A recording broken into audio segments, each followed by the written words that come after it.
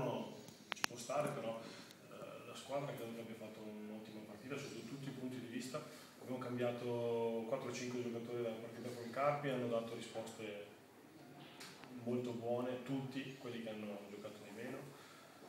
Quindi bene, il primo tempo, pur sempre col Bologna, col maggior possesso palla, abbiamo comunque creato 3-4 occasioni clamorose, quindi potevamo andare su 2-0 e forse la partita l'avremmo messa su un binario diverso, ma siamo contenti così, poi il risultato a noi lascia il tempo che trova. Alla lettura delle formazioni ci è sembrato, insomma, in tribuna stampa, che abbia un po' mischiato le carte, insomma una difesa pressoché inedita e davanti fiducia da me, Lazzari sul panchino.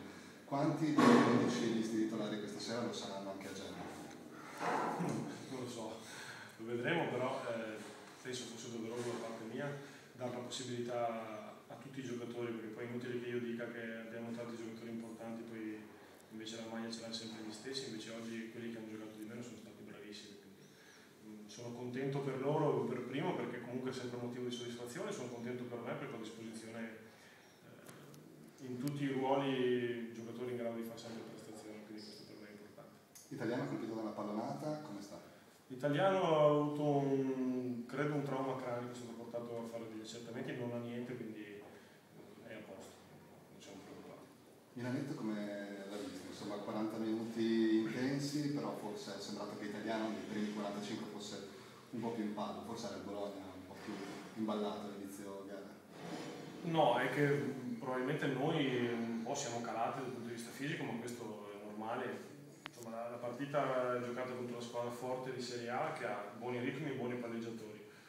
Di conseguenza è normale che qualcuno abbia un po', soprattutto nei ruoli dove c'è maggior fatica, abbia calato un po' la prestazione, ma sono banalità.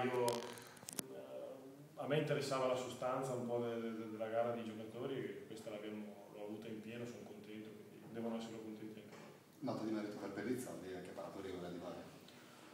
Sì, perché balza all'occhio il discorso del rigore, ma Ivan ha una gestione della partita da giocatore di Serie A, lui, come ho detto tante volte, credo che debba avere l'ambizione di tornare nella massima serie perché è un portiere della massima serie.